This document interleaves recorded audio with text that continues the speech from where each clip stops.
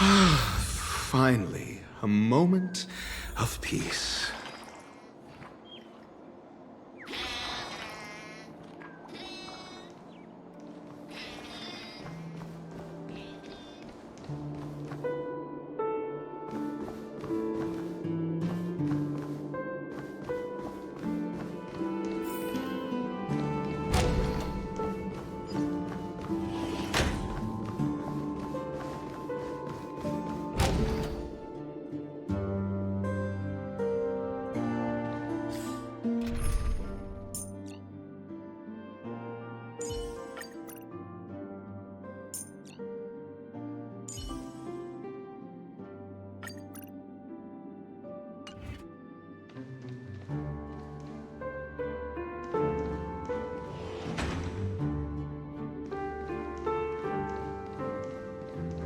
That's it.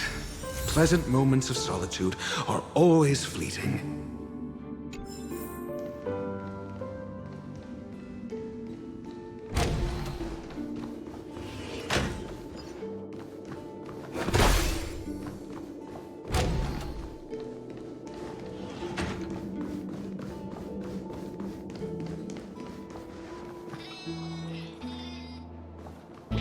Oh, you're back. Just place it here. Thank you.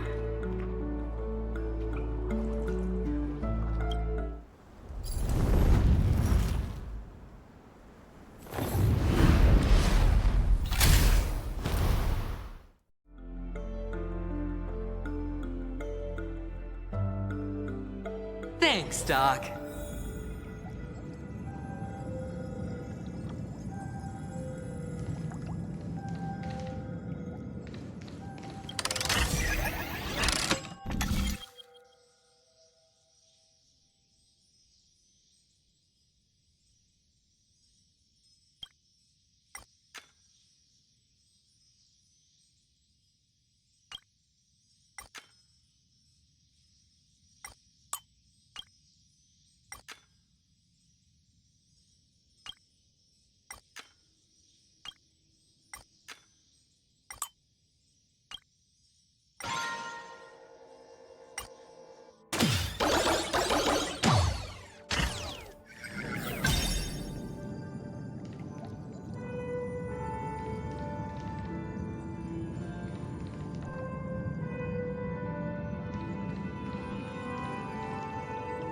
Oh, Horatio, you should come in here and take a look. The view here is breathtaking. Honestly, you could easily squash me with just a pinch. If that is your wish, I will do so without a moment's hesitation.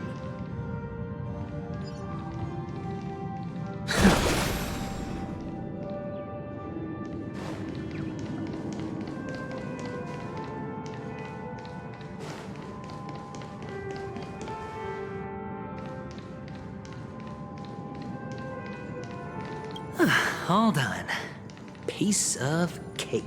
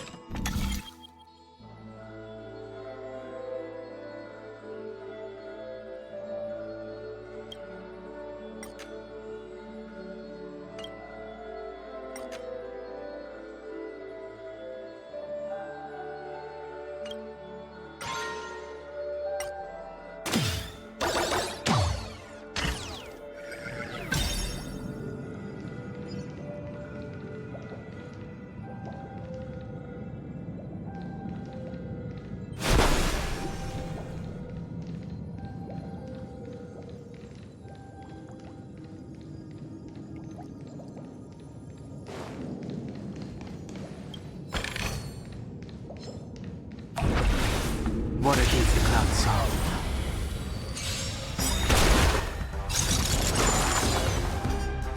World-cleansing dragon.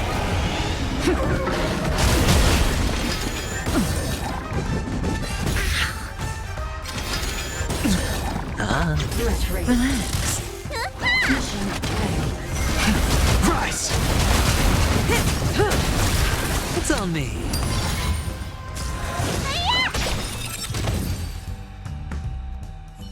All done. Piece of cake.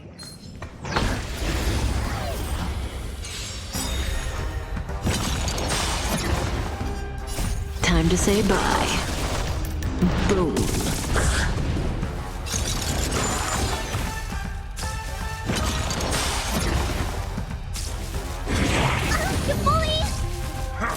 Didn't hurt. Oh, Grace. Watch your head. Stand still. Bust. Or maybe I'll take it off. Break! All done. Piece of cake.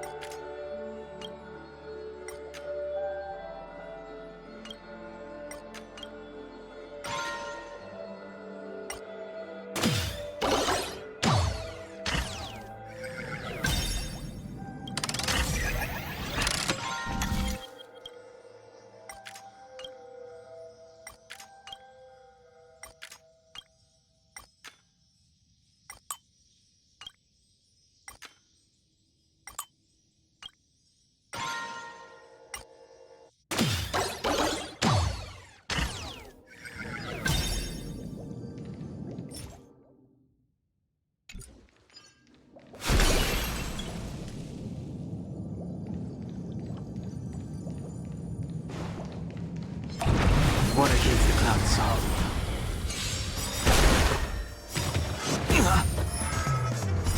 World-cleansing dragon.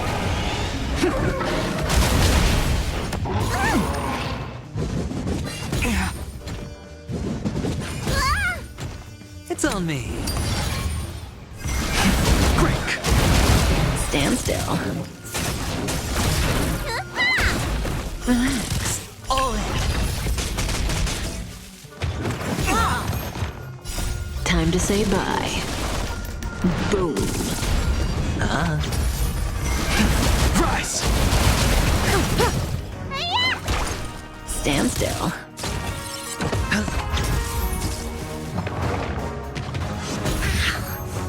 Watch your head. Didn't hurt. Bust. Or maybe I'll take it off. Break! World-cleansing dragon.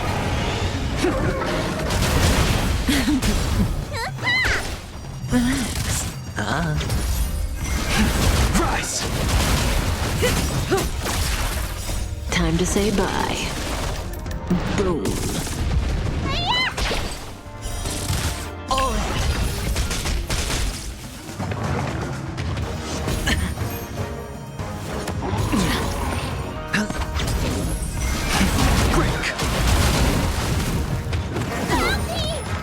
Watch your head.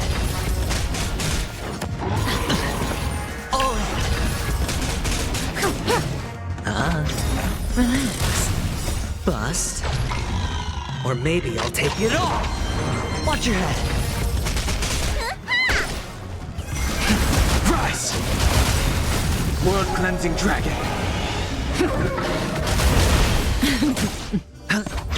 Stand still.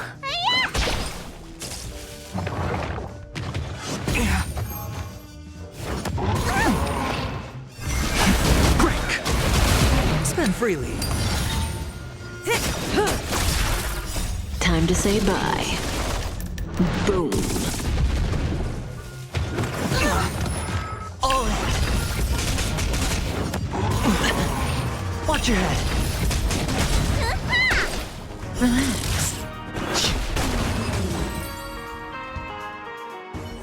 All done. Piece of cake.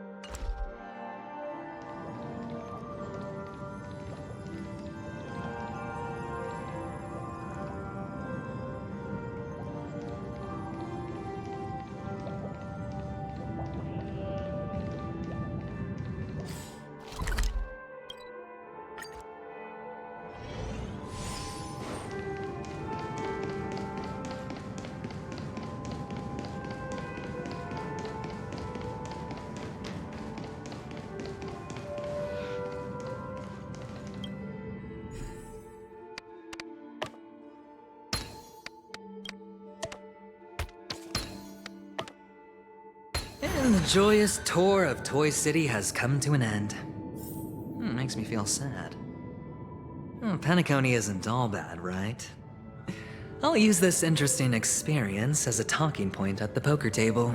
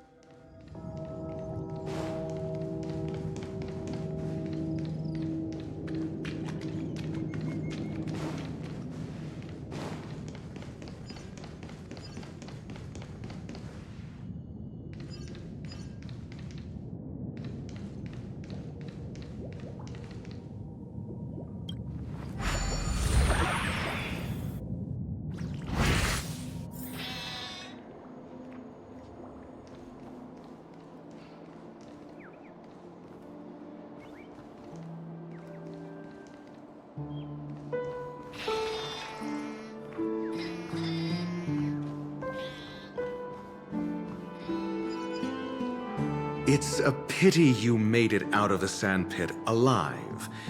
Sunday is just beyond this door.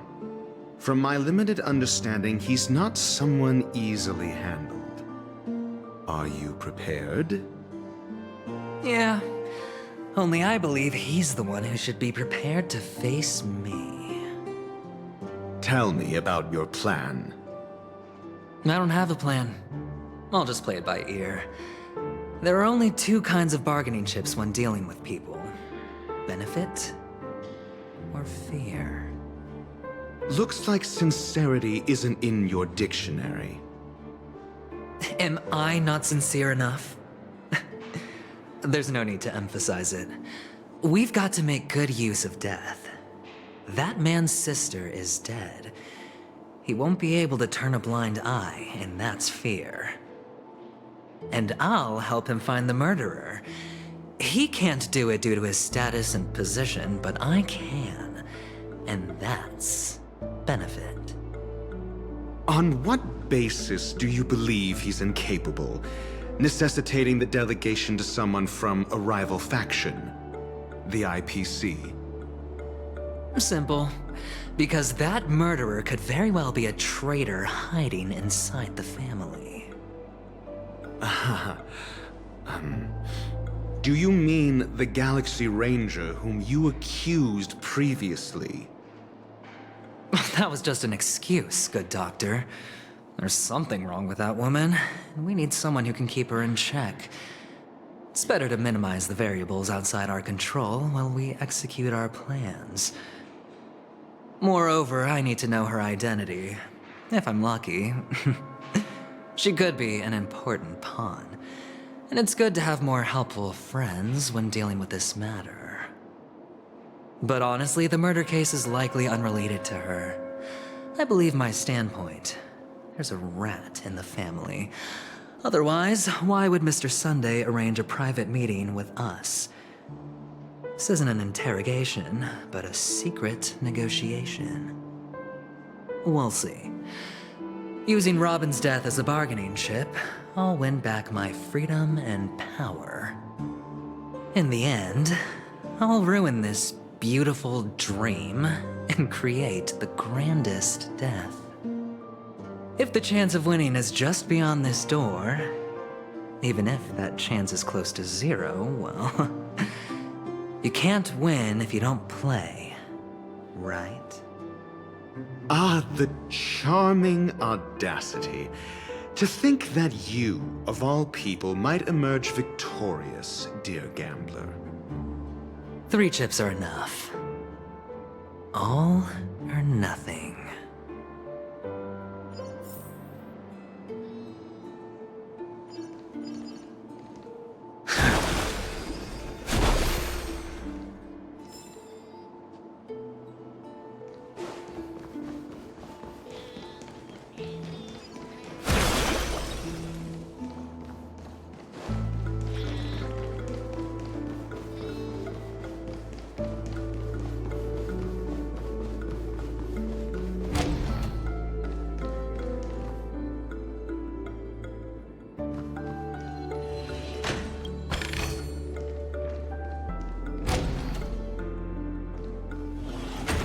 It seems my puzzles are too effortless for you, IPC Ambassador. I appreciate your words. And I see you put a lot of effort into welcoming me, Mr. Sunday. However, this is no way to greet a guest. Well, this isn't an invitation, but a summoning. Before we speak, I need to test your character. I imagine this knowledgeable doctor friend of yours has been of great help, yes? Certainly. You ought to know this better than I do. He's already faithfully fulfilled his duties, hasn't he? Yes, the doctor has assured me of your noble character. He considers you, like himself, a virtuous person who can be trusted by the family.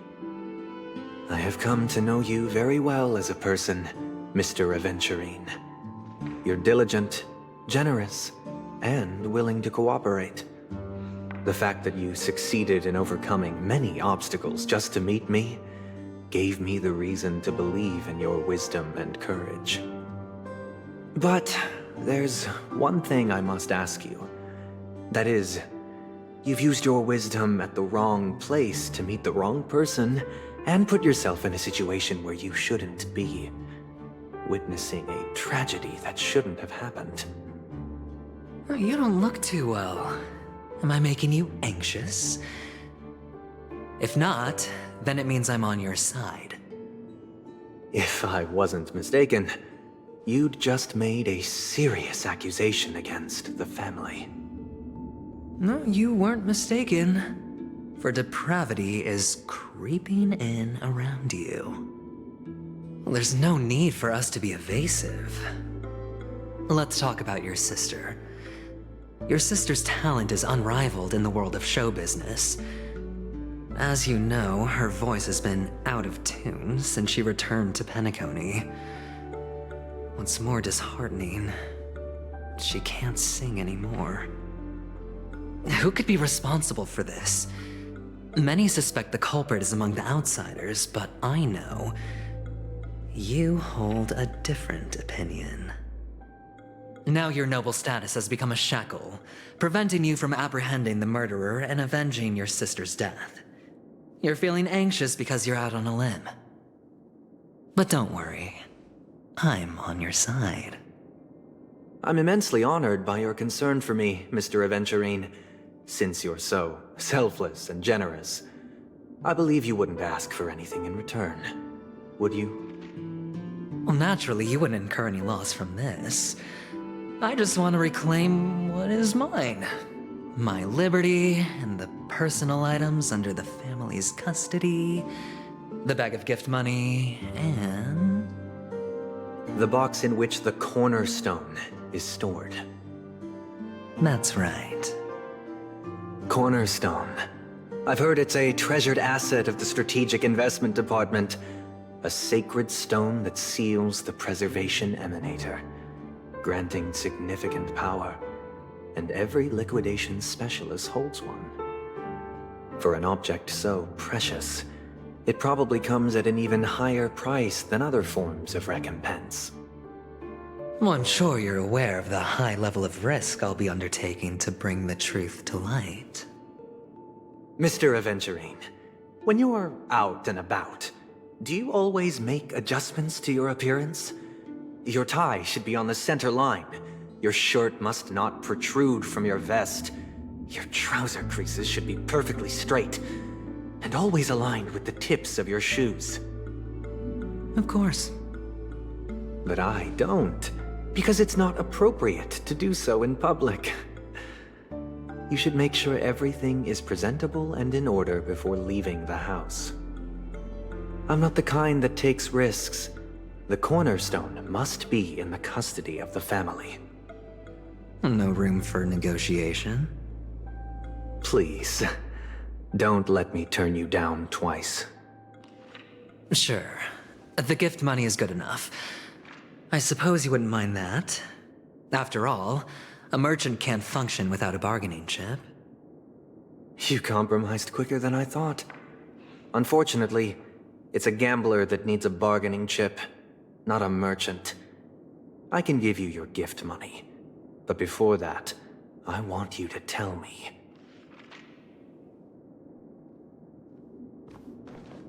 The fact that you can decisively forsake the box you asked for, what exactly is stored in it?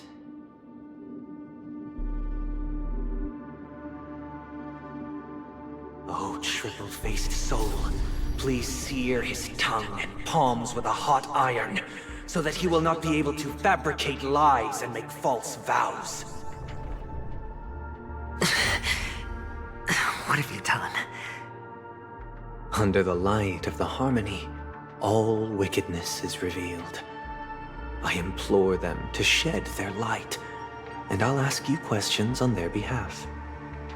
Next, you have 113 seconds to prove your innocence and gain my trust. And if I refuse to answer? You can try, and we'll see if the harmony rejects you. Question: do you own a Cornerstone? Yes. What a simple answer. You, too, understand that idle chatter leads only to poverty. Did you hand over the Cornerstone to the family when you entered Penacony? Yes. Does the Cornerstone you handed over to the family belong to you? Yes. Is your Cornerstone in this room right now? Yes. Is your memory free from any kind of tampering or deletion, encompassing but not restricted to the techniques of the Garden of Recollection? Yes. Are you an Avgin from Sigonia? Yes. You even know about that? Do the Avgens have any ability to read, tamper with, or manipulate one's own or another's mind? No. Does it matter? Do you love your family more than yourself? Yes. All the Avgens were killed in a massacre. Am I right? No. Are you your clan's sole survivor?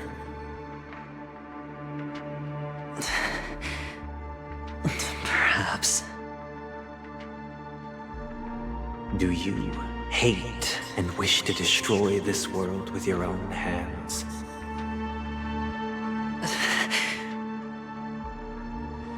I don't know. Interesting. Now, the final question. Can you swear that at this very moment, the Aventurine stone is safe and sound in this box?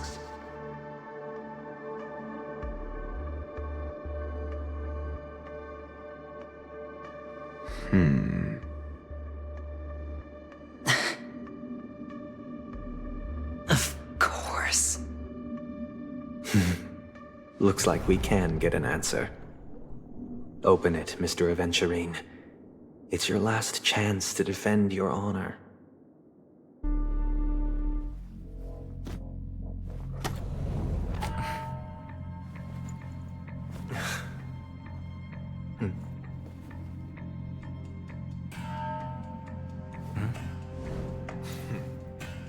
Please.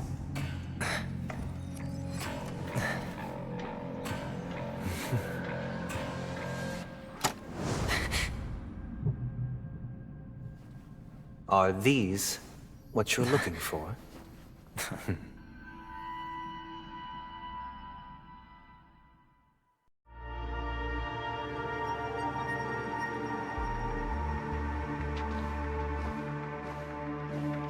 Since you came as promised, learned doctor, does this mean that you are willing to take the side of the family in this farce?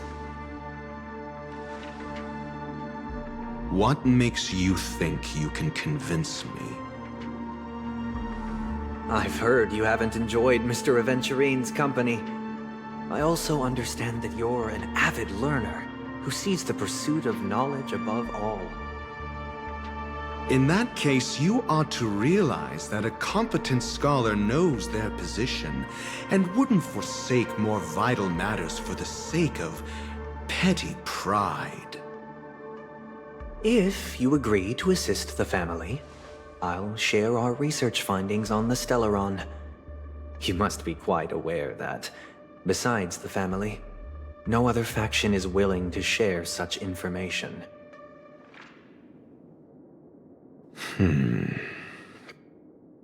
Cut to the chase. What do you need from me? I need Mr. Aventurine's comprehensive plan.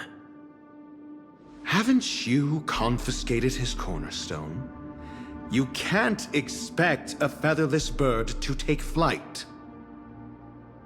But I've also heard the 10 elites in the Strategic Investment Department have united, progressing together in the interests of the IPC. You'll have to speak more clearly than that. The Cornerstone, which Mr. Aventurine surrendered. Was it really his? You question whether he would entrust you with someone else's cornerstone. The 10 Stonehearts aren't as united as you think. Cornerstones are significantly more precious to them than their very own lives. But you know that he's a crazed gambler. The more vocal he is about it, the more cautious I must be.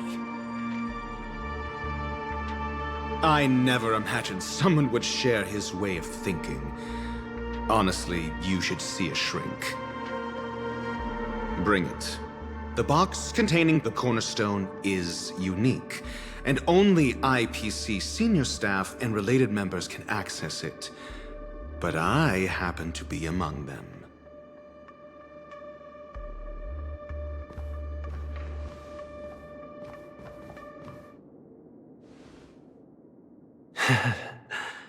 I appreciate it.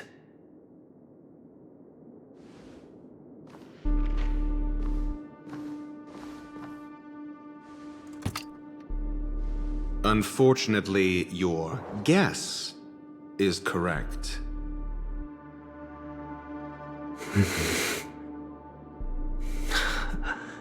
The golden stone.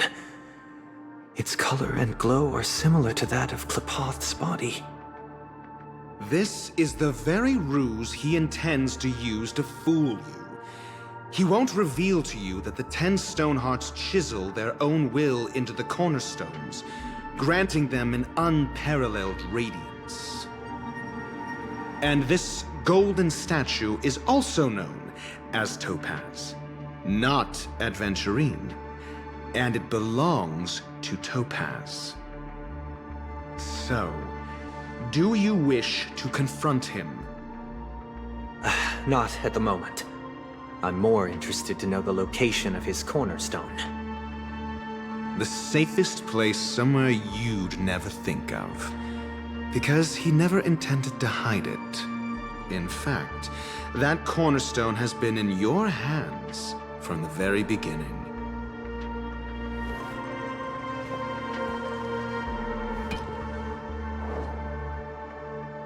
I see. This bag.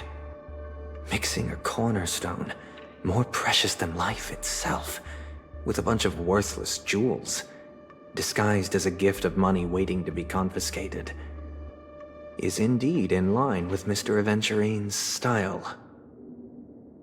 Then he makes up some trivial excuse, downplaying the matter, and requests the gift money.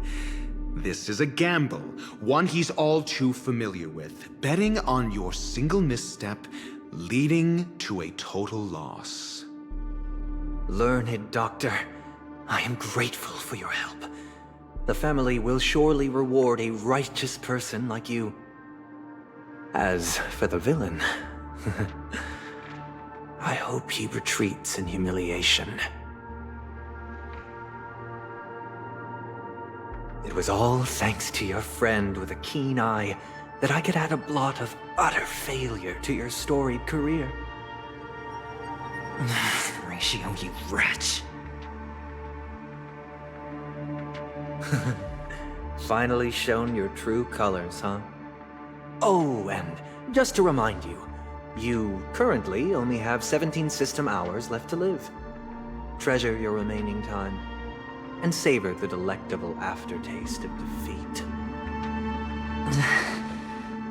You might as well explain yourself a little more clearly. What I performed on you just now was the Harmony's consecration. You were to show allegiance beneath the illumination of their grace. Yet you acted willfully, uttering nothing but falsehoods, transforming the consecration into a trial. I genuinely see no reason to absolve you from it. Is this what the Harmony represents? But is it built upon constraint and coercion? You misunderstand, Mr. Aventurine. Punishment is meant for the irreverent, but I have seen your resilient spirit, and thus I offer you the possibility of a new beginning. Throughout these 17 system hours, you will be unable to escape the dreamscape, or contact any of your companions. You only have 2 paths before you, and it all depends on whether you can complete my test within the time limit. Should you succeed, you will be able to coalesce into the Harmony and be with your family. If you fail, you will suffer the wrath of the eternal Centurion and fall into an abyss of doom. Sounds like I'm gonna end up the same either way. I indeed do need a servant to help me uncover the evil hidden in the family from an external perspective. I will purge the evil from the inside and bring the real culprits to justice within 17 system hours.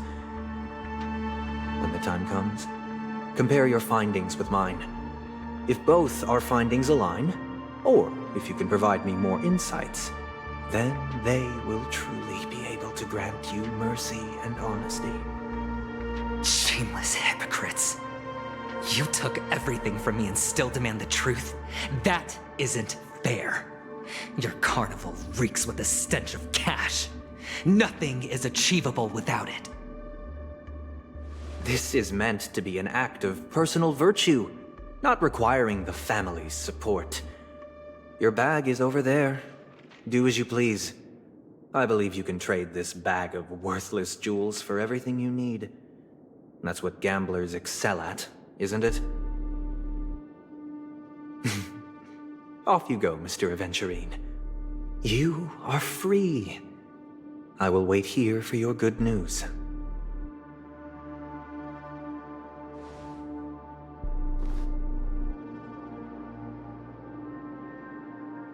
This meeting isn't an interrogation or a negotiation. It's an outright execution. Why would I do that, Mr. Aventurine? I'm just wondering what a passerby who stumbled upon a scene of a murder could have found out. That's all. By the way, before you go, I have a personal question. What is it now? Do you truly wish to bring about the destruction of this world? Kakavasha! Where did you go? Oh, are you injured? I got it back, sister. You went to look for them? That's too dangerous. It's just a necklace. It's neither food nor water. We can survive without it. But I can't live without you, little brother. Promise me not to look for those catechins again, okay? Sister, don't be afraid. The catechins are fools, but I'm smart. I played a game with them, and I won. One? What happened exactly? Tell me.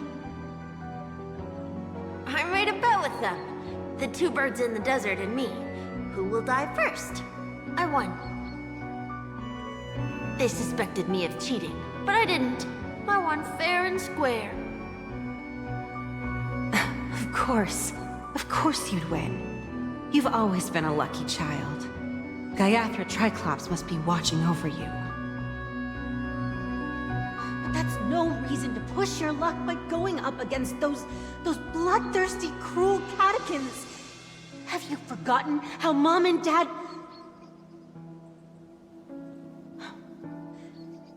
Look, this is just a necklace. But Kakavasha, you are my only family.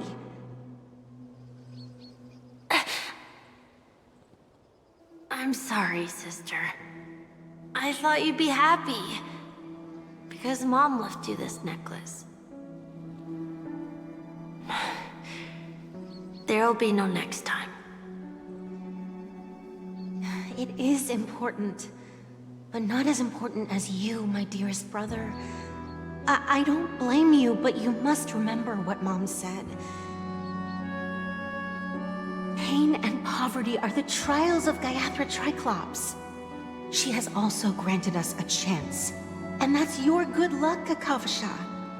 Your good luck is the most precious wealth we, all Avgin, have. You're a child blessed by Gaiathra Triclops and can lead the clan to happiness.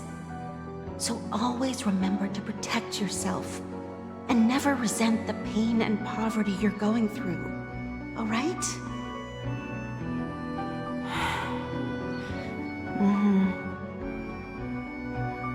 Listen to me and swear to Gaiathra Triclops. Okay. We'll swear to Gaiathra Triclops to protect this wealth. But sister, if Gaiathra Triclops was really watching over us, then why did she not protect Dad when he was swept away by the quicksand? After all, Dad went to the Catechins' land only to prepare for Gaiathra Triclops' offerings. And where was Gaiathra Triclops when Mom was shivering in our arms? Mom was still pleading for Gaiathra Triclops' forgiveness under her breath until the moment she closed her eyes. Sister, everyone praises me for being smart, but I don't get it. If every rain pour was Gaiathra Triclops' forgiveness and grace, then how bad were our sins? So much so that we were born in this world of death?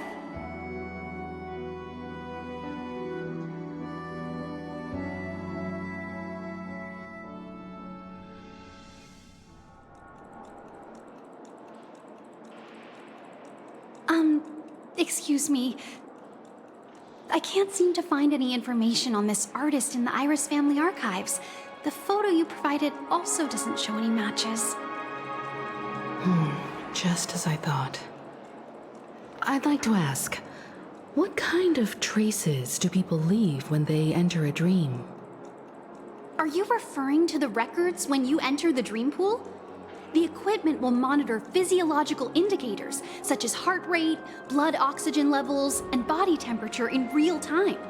This data will be included in statistics and handed over to the family for the screening of any data anomalies. Immediate action will be taken once any illegal behavior is detected.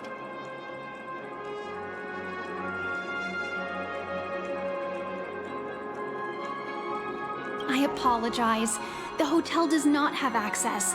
This information is managed by the Bloodhound family. We can only gain access if there's a problem. Looks like nothing can be found here. At least we know who to look for next. We can ask the Bloodhound family for information. Thank you for your assistance, Miss Allie. By the way, is Miss Robin doing fine? We are looking forward to her performance. Fine? What does that mean? Is there something wrong with Miss Robin? The preparations for the Charmony Festival have been proceeding smoothly, so I guess things are pretty good. I believe she will be able to put on a spectacular show for all of you. I'm sure. Sure enough, no one knows about Miss Robin. I'm not surprised. But that Miss Firefly is truly mysterious. There's no information on her in the hotel system. Even if she's a stowaway, she should have a disguised identity after entering the planet. She's also in the running for the legacy. How is she going to sneak into the dreamscape unnoticed? Is there any other way to enter a dream? Besides the hotel room's dream pool?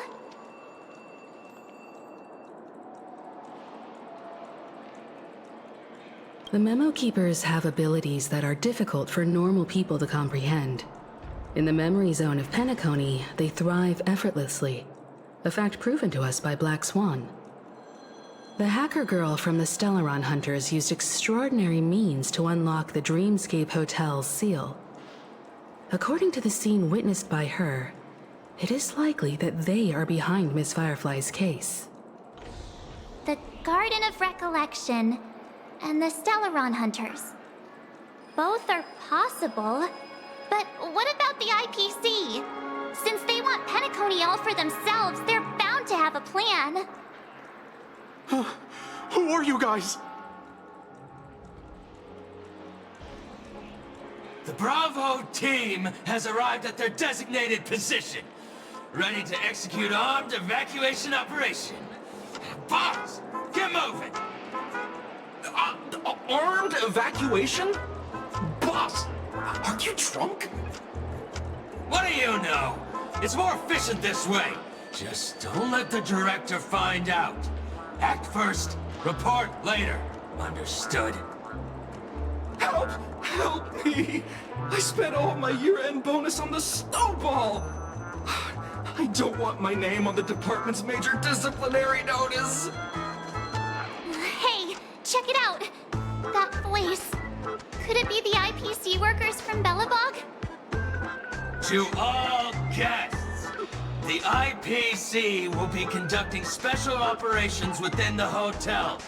Please follow the staff in charge of evacuation to the designated safe zones, or compulsory measures will be enforced. I'll request a beating for you lot! You've been told not to drink during work hours. Take him back to the hotel room. I'll organize a meeting later to properly go over how this incident report should be written. Miss Topaz? I never thought I'd run into you on Penacony. Oh, long time no see, Astral Express crew. Aventurine has told me a lot about your happenings. Huh?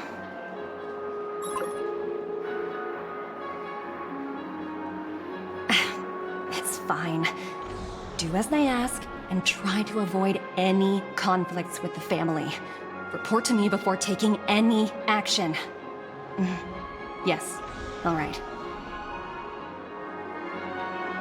As you see, the IPC isn't very popular here on Penacony. Cordiality from the family is a mere facade. The former frontier prison has turned around and cuffed its shackles on the IPC staff now. Only Aventurine, who carries an invitation, is allowed to attend the banquet. An entourage like us, we can only sit around in the reality hotel, unauthorized to even enter dreams. No wonder Aventurine's scrambling to partner up with someone.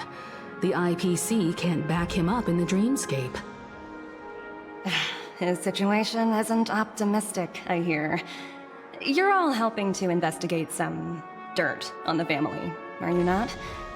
Let me know if you need anything outside the dreamscape. The IPC always treats its partners well. Thank you, Miss Topaz. We're on our way to the Hounds to verify some intel. Perhaps you've had dealings with them? Yep.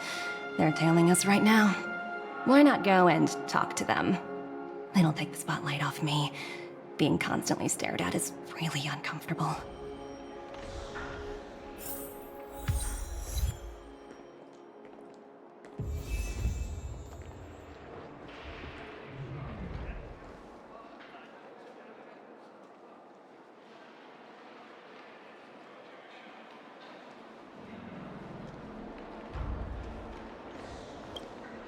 How does it feel to be in business with Aventurine? I bet you're not used to it. That's just his style. All or nothing is his mantra. He's always cozying up to his clients while egging them on to undertake some dangerous assignment with him. But everyone has their merits, so I won't comment further. But Aventurine's luck has always been good. He's always closed all his cases without a hitch, and basically never lost a gamble. Which is why, on the issue of retaking Penacony, I'm watching with keen interest.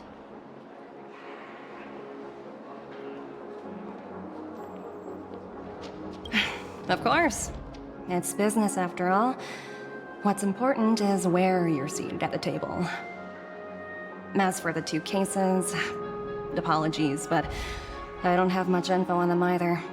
All I can do is ask you to keep digging for more details.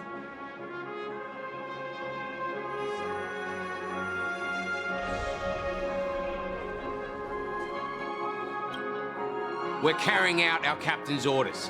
What do you want? We made a mistake last time, and we're working hard to rectify it now. We don't have time for anything else. Surveilling the IPC executive Topaz, ensuring that she stays put at the Reverie Hotel during her time on Penacony. We've got the right one this time. So that's it. They were the pair who were after Firefly at the time.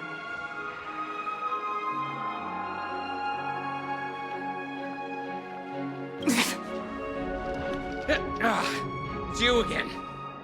Back for more trouble? We're not afraid of you this time. Well, spit it out. Stop bothering us if you've nothing important. So you know each other. Why do you keep running into people you've beaten up before?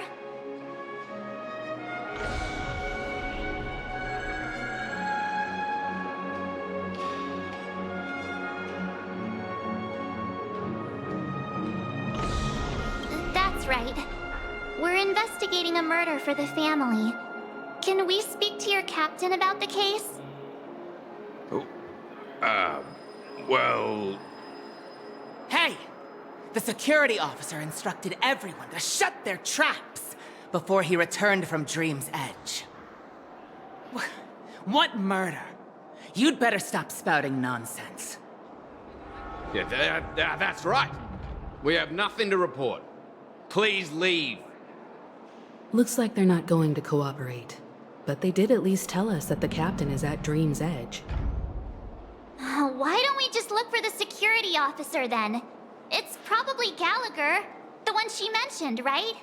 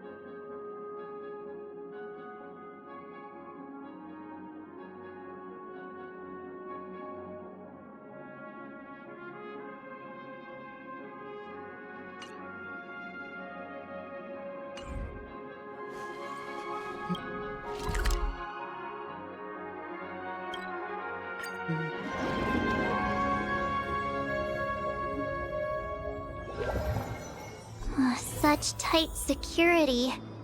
I bet they're stumped by the case as well. Gallagher. Gallagher. Where could he be?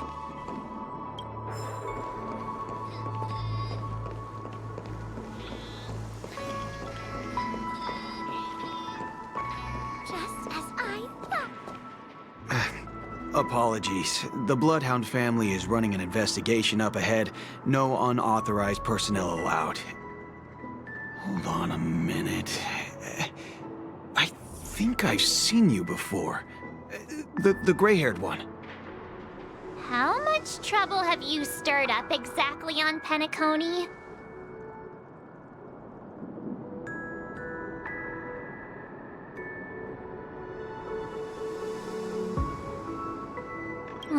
You think you look alike?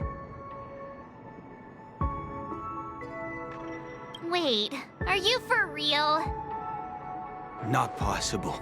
It was you the last time yelling about some clockwork friendship while beating me up with that silver-haired girl.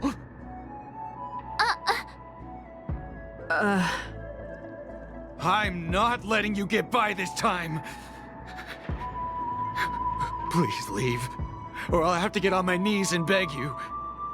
Huh? What kind of heinous crime have you committed now? Hold on, sir. We have documents authorized by the family that would aid your investigation. If it wouldn't trouble you, could we see this Mr. Gallagher? Who exactly is this Gallagher you keep talking about? There's been a few people mentioning this name. Even the one with the gray hair. He didn't send you all here? It was the security officer who dispatched us. That's all I can divulge. He'll do. He's the one we've been looking for. Sorry, no can do. The boss said that since it's a matter of the family's reputation, no one's allowed through. Everyone, please leave. There's really no need for us to make things difficult for each other, right? We're really sorry for troubling you. Let's think of another way. Another way.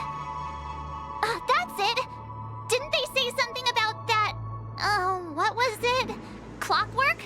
That got this guy to change his mind. Can you perform it again? That, clocky magic.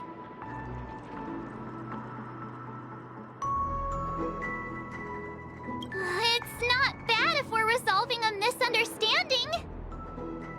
Please?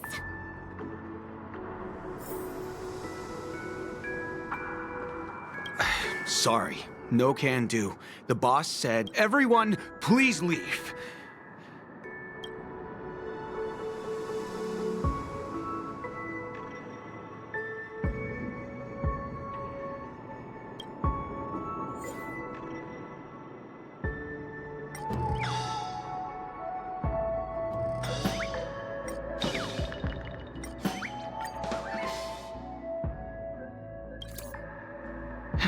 Let me see what time it is now.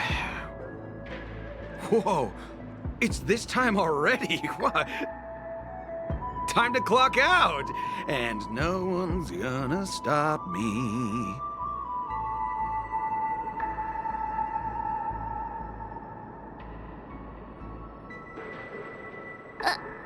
What? Huh? This clockwork trick of yours, it's kinda dangerous. At least he won't be getting in our way again. Let's go find that Gallagher and ask him the intricacies of the case. I was wondering what all the commotion was. Huh. Oh, it's you guys. Welcome. Since you made it here, what can I do for you? Hello, Mr. Gallagher, sir. Judging from your tone, it sounds like you were expecting us. Miss Himiko, you're too polite. There's no need to call me sir. Mr. Gallagher, you even know my name. Of course I do. You folks are from the legendary Astral Express, and honorable guests of the Watchmaker. I had an encounter with this lady in the Golden Hour. I remember that little silver-haired girl was there too. I'm sorry for what happened to that kid.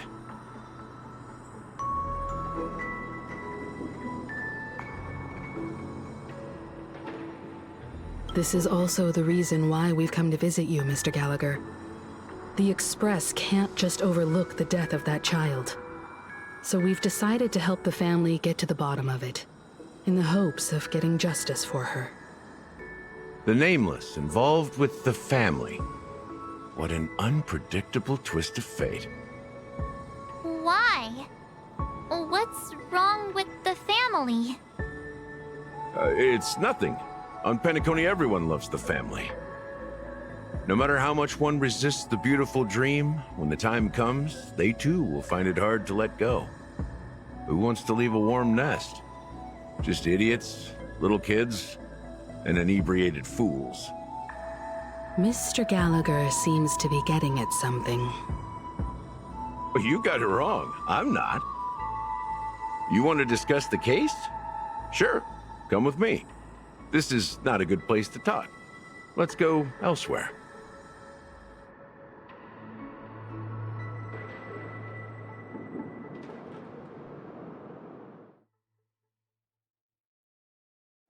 Even after that chilling tragedy, this dream is still running effortlessly. Other than the family of the Harmony, it's hard to imagine any other power in the universe that could sustain a building of such magnitude. The family itself is a huge, perfect building, like a living idol. Each member of the family sees themselves as a piece of the divine puzzle, revolving around a singular core and a shared ideal. Under their command, they loyally fulfill their roles, offering themselves while also receiving sustenance in return. Interesting analogy. Perhaps that's why Penacony's beautiful dream has persisted for so long. But the human body has its limits, and so does the Divine's. That doesn't sound like the kind of comment a Galaxy Ranger would make. Just pointing out the facts. Mr. Yang will definitely have a better sense of what's going on than I do. Why do you say that, Miss Acheron? The beautiful dream is crumbling. But not because of a particular eon, a particular faction, or a particular visitor. Its collapse stems from a certain inevitability of human nature. The family refuses to acknowledge this, and it has ultimately backfired and become a catalyst. As people immerse their souls in the dreamscape, where consequences and pain cease to exist, and only ease and pleasure prevail, they draw closer and closer to necrosis. Regardless of the perceived bliss, death looms as the inevitable conclusion. Also, this necrosis will diffuse and spread. One piece of the puzzle's mutation will eventually cause the entire building to shake, break, and crumble. In the end, the dreams that people built in the name of freedom became the cage that imprisoned them. I'm sure you've gained a lot from this trip, Miss Acheron. Are you willing to share your findings with me? Of course. That's if I remember.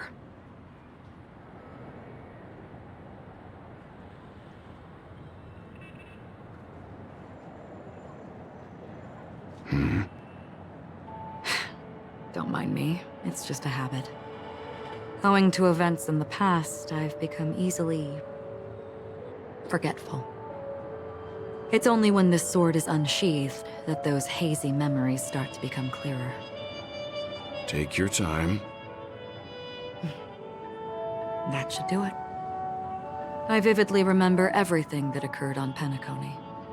Ask away.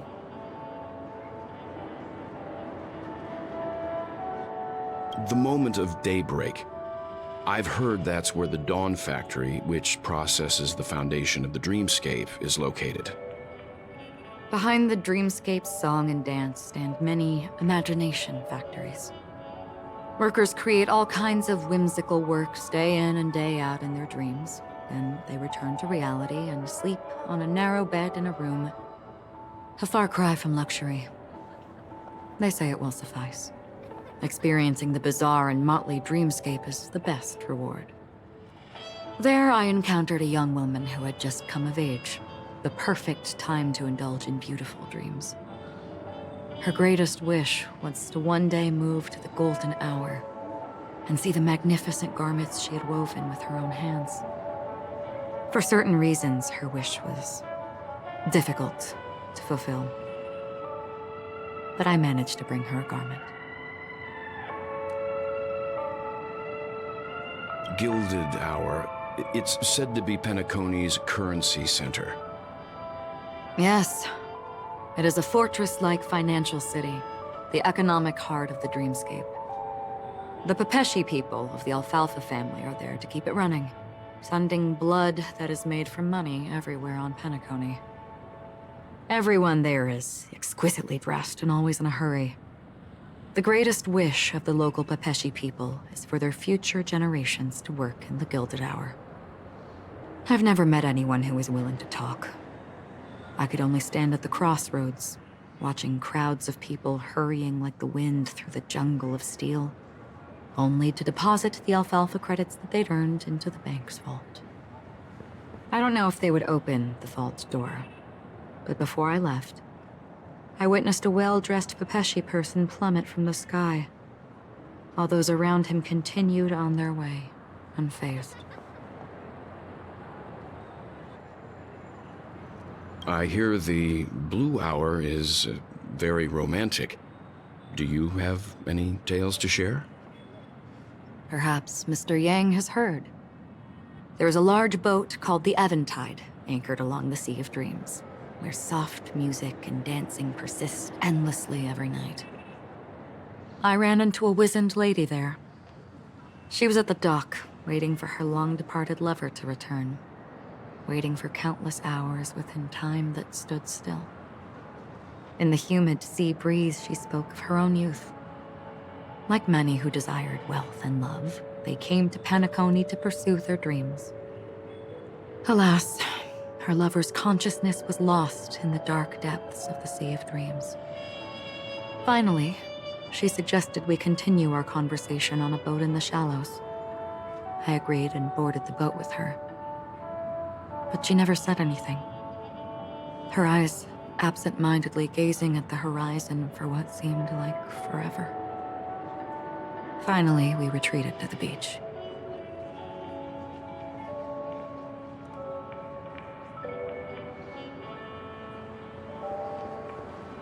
The dreamscape of chic, luxury, and consumerism, the moment of dusk. My companions have been there too. Then you all must have seen those who are attempting to realize their dreams. Or have realized them, scattering money as if it were dust and betting it on all or nothing. Everything has a price, and everything can be bought or sold. Even dreams themselves. I saw an Intellitron there, who was preparing to auction himself. When someone wins a bid under stipulated periods and rules, he would do the buyer's every bidding, becoming that person's very possession. That Intellitron had been auctioned off a dozen times, and I participated in his 13th. That was the grandest banquet I had ever attended. But never again did anyone cast another glance at him. This time around, there were no successful bids for him. This is what I've seen and heard along the way. Someone once said to me, Penacony wasn't like this a long time ago, nor should it be.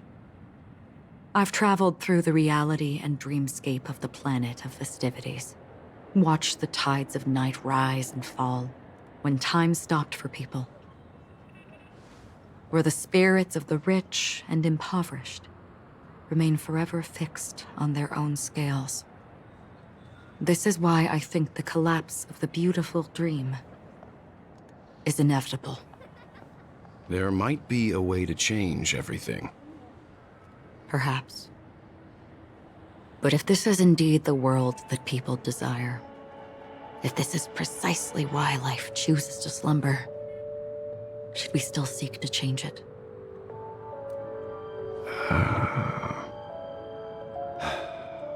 Miss Acheron, now it's my turn to share a story with you. There was a man from my homeland who, at a time when the world was grappling with deep, unhealable pain, made a choice. He wove together the dreams of everyone in the world, linking people's dreamscapes, and shouldered this burden himself. From this, he created a giant, a spiritual atom. And since that moment, the giant stood between heaven and earth, becoming the pillar of the world's existence. As a price, those who found it hard to move forward, who could not advance, forever lost their future. They slumbered in a dream, devoid of disaster and pain, living out their days peacefully in the man's created utopia.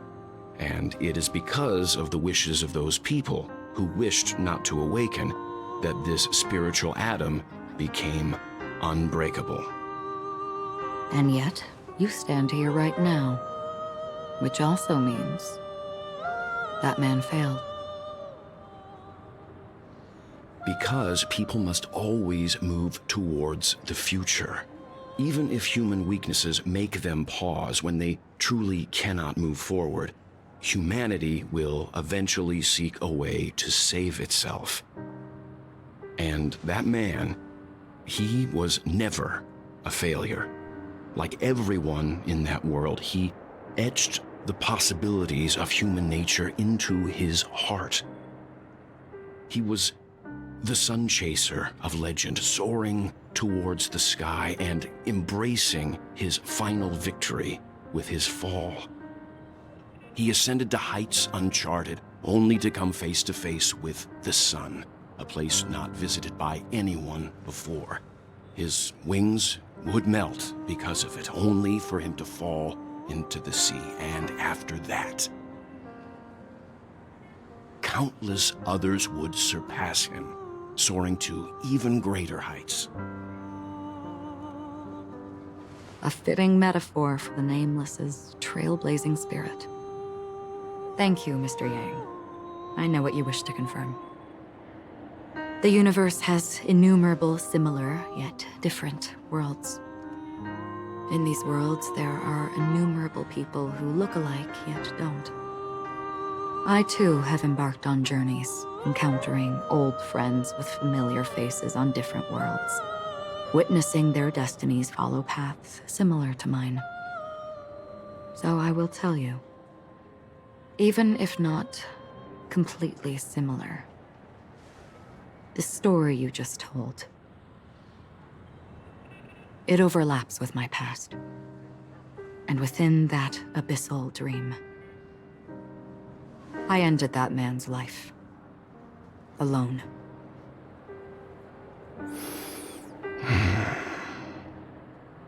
I am not who you think I am. Nor will my home be as fortunate as your world.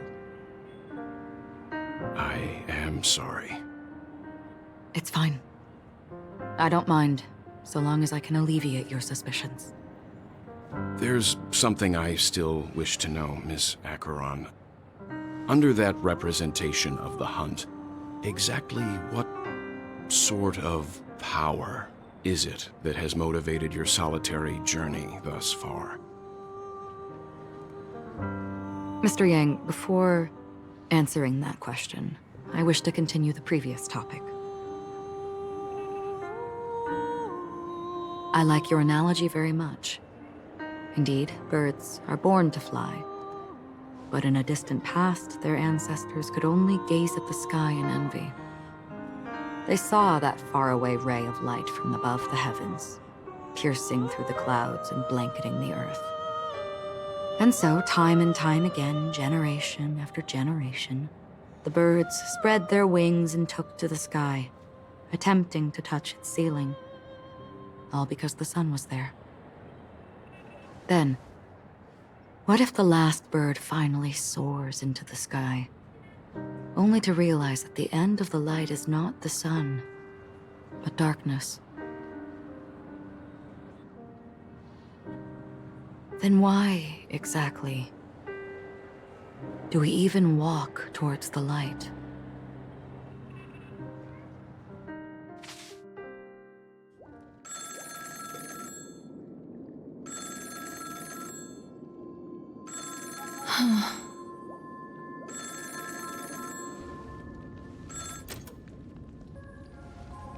Long time no see.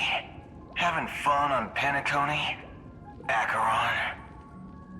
This voice, it's not Constance. Could it be her companion? Though I don't know exactly what you are, or what you're up to, my bullets will find you. Until then, you best find a casket store on Penacony and ask the owner to reserve a good quality casket for you, imposter. Imposter? I see.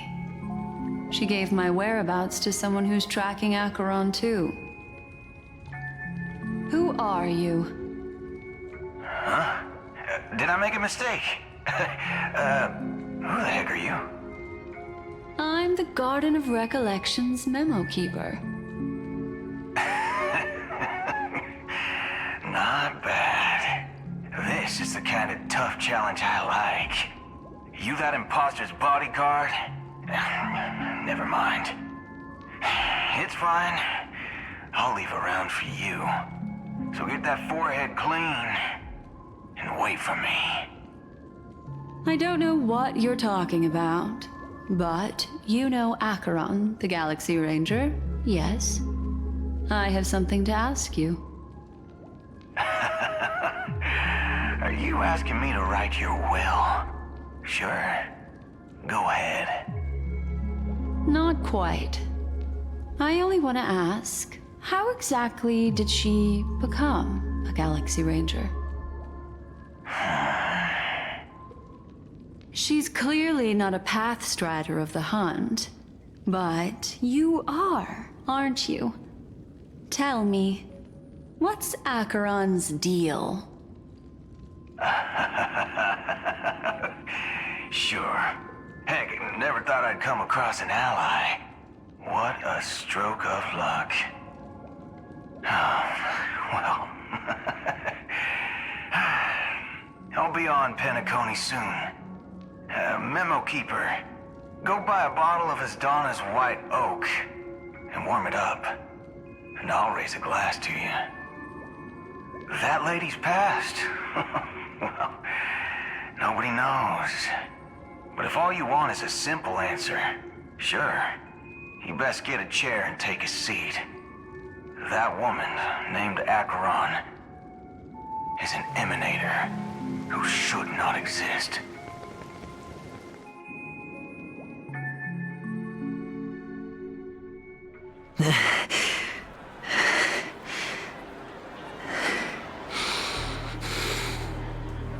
You look pale.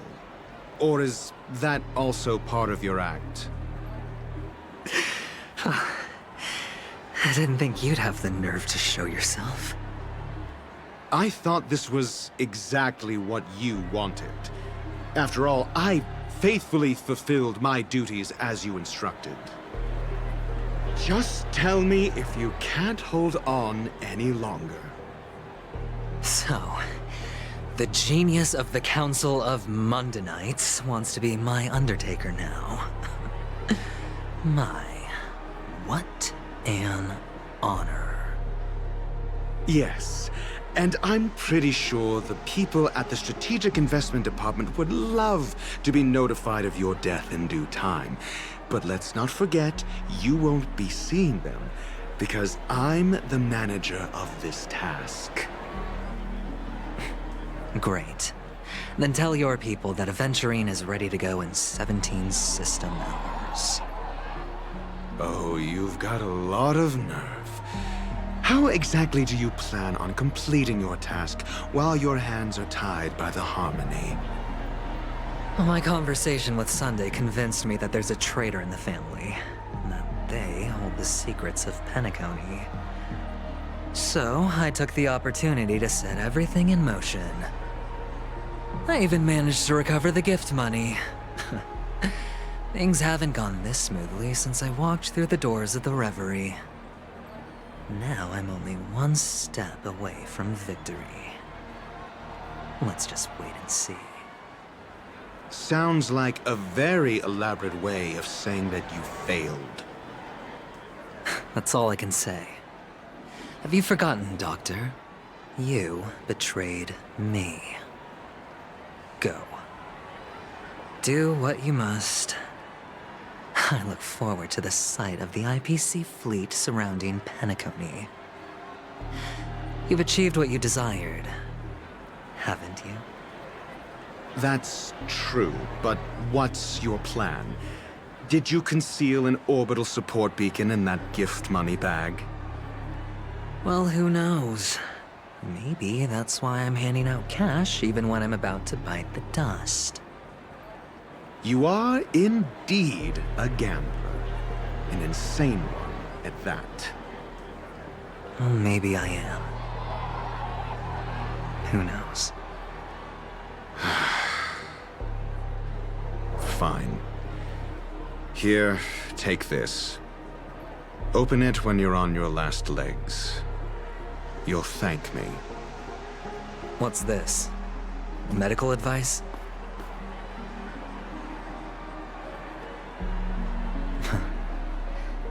You catch on pretty fast, Doctor. Asking me to solve a case without giving a single clue. How typical of you, you wing-headed scoundrel. But the way you're all on edge about that stowaway, it's just as I guessed it would be. As for now, let the rain of wealth from the IPC fall evenly on everyone.